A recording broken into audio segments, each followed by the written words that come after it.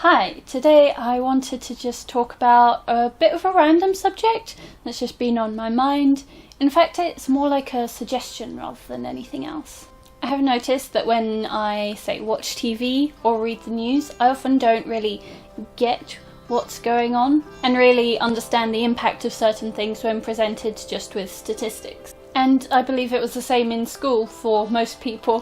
History, for example, involves mainly remembering facts and figures such as how many people died during the First World War. It was 20 million. Reading historical as well as current facts such as this actually doesn't really mean anything to me on the surface. I don't know about you though. Your mind might operate in a very different way from mine. However, when I saw an interview on TV of someone reading love letters which were sent back and forth between their grandparents during the war, that suddenly made everything feel so much more real for me. How we talk about people in general, mainly because there are just so many of us nowadays, is quite dehumanising. One death is a tragedy. 1 million deaths is a statistic. Our world leaders nowadays would no doubt shudder at being lumped in with Starling, but I haven't seen any evidence to suggest that this is not how they view the lower classes. But more on that towards the end of this video. You see, people are not charts and graphs, they are lives. The same goes for animals. When you hear that an estimated 77 billion land animals are slaughtered every year, it sounds like a lot, of course. We recognise that, but it doesn't really mean anything to us. It's so easy to just brush it off, which is why so many people still eat animals and contribute to this enormous death toll. But when people are shown the life and death of just one animal, it cuts so much deeper. Because a life is a life, not a statistic. When we look at life as a chart or collection of data, it's so easy to ignore. It is some information on a piece of paper or a computer screen. But this is inherently dangerous, as each life becomes pretty much meaningless. Every life is valid and meaningful, and putting lives into comfortable, easy-to-digest charts is a strange thing indeed. Obviously, I recognise the necessity of this. We can't cover the story of every single person. But if we looked at the real-life stories of even just a few individuals, the reality of these stats would be easier to comprehend. And I don't mean that we should be learning even more about the lives of politicians and kings and emperors, etc. We already have that. It is the people without voices who are silenced all the more through their lives being put into charts and graphs. History is something that very few people have been doing, while everyone else was ploughing fields and carrying water buckets. I love that because it's just so accurate. The way we learn about these things is flawed as a result. A king may wage war on a neighbouring kingdom, and we learn about that. But what we don't learn about is the tragic consequences of these actions, at least not in much detail at all. Every single soldier whose life was lost, every single peasant who was caught in the middle of this clash is a person. They had hopes, dreams, family, love, dislikes, questions. It is absolutely degrading to belittle their entire life into a number. I would also like to suggest that this goes for other subjects as well, not just history and current events, and climate change is one that really stands out to me in this case. Climate change is almost always talked about as statistics, which takes us away from the personal reality of the situation. You can read that the planet's average surface temperature has risen by about 1.14 degrees Celsius since the late 19th century and feel nothing really, and as a consequence refuse to act. Whereas being in a developing country where your home has been flooded, all of your worldly possessions, everything you hold dear has been swept away, your crops which you depend on for your livelihood have died because of climate irregularities. Where the crops which you depend on for your livelihood have died because of climate irregularities. That is real. That is the reality of climate change right now.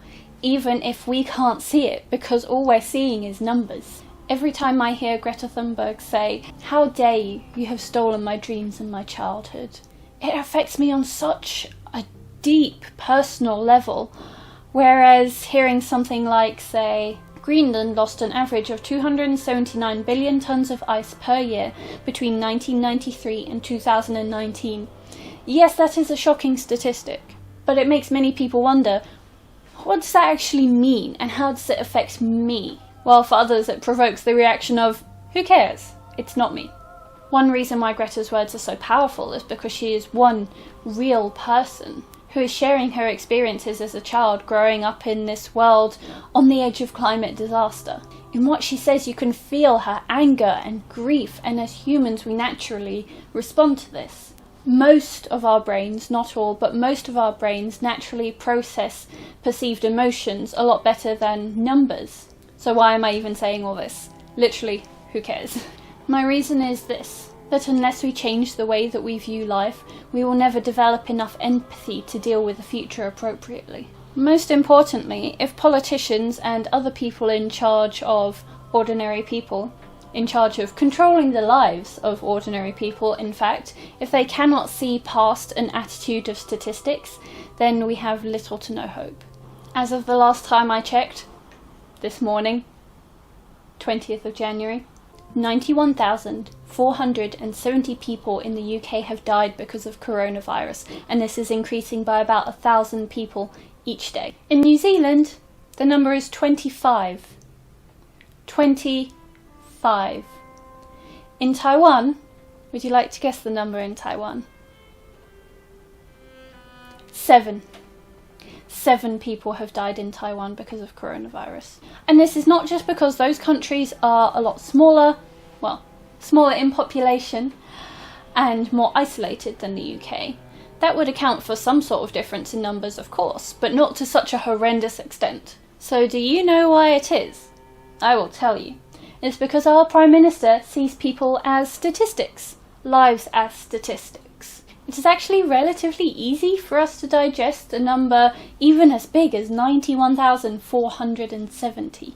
Whereas seeing someone we know and love, who is in our lives, die from coronavirus, just one person die from coronavirus because of the simple fact that our Prime Minister cares more about the economy than their life, that's a different story altogether.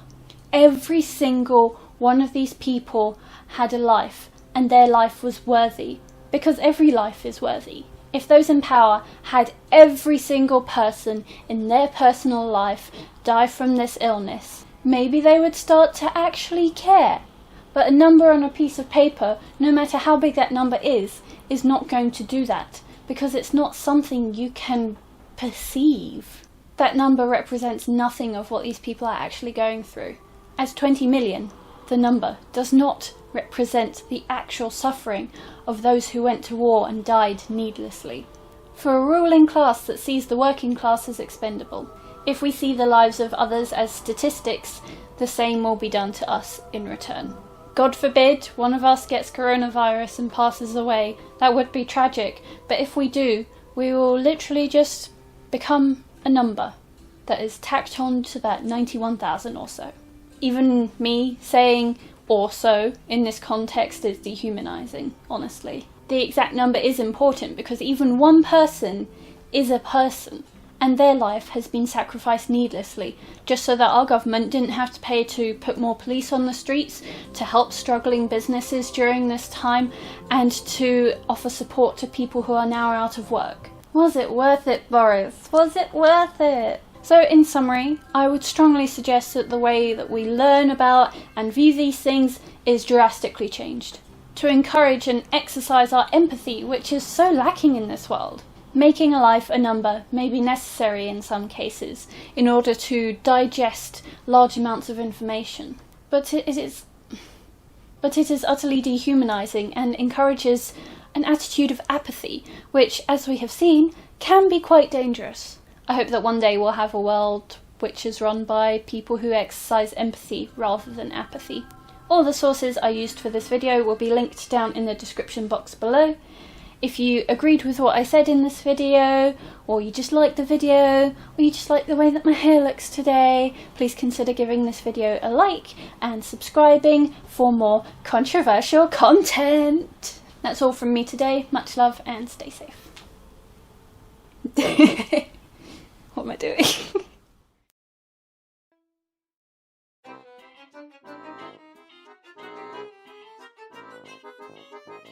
I would just like to say that today is a wet and rainy day, which is not conducive to good sound recording.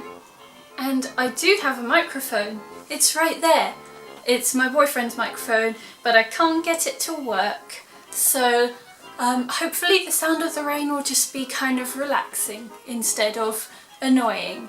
People are not charts and graphs, they are lives. I can see my boyfriend coming home. Hey! Maybe he might set up the microphone for me and then I'll just completely start this video all over again. Okay, let's do that. No, it's not facing me then. It kind of is. It's not though. It'll be picking up everything you say.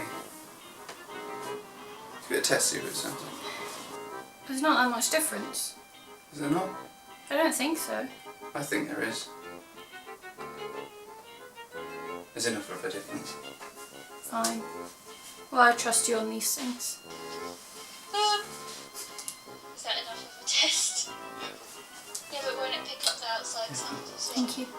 How's your day? It'll only pick up front and back, and behind it is that. But I'm over here.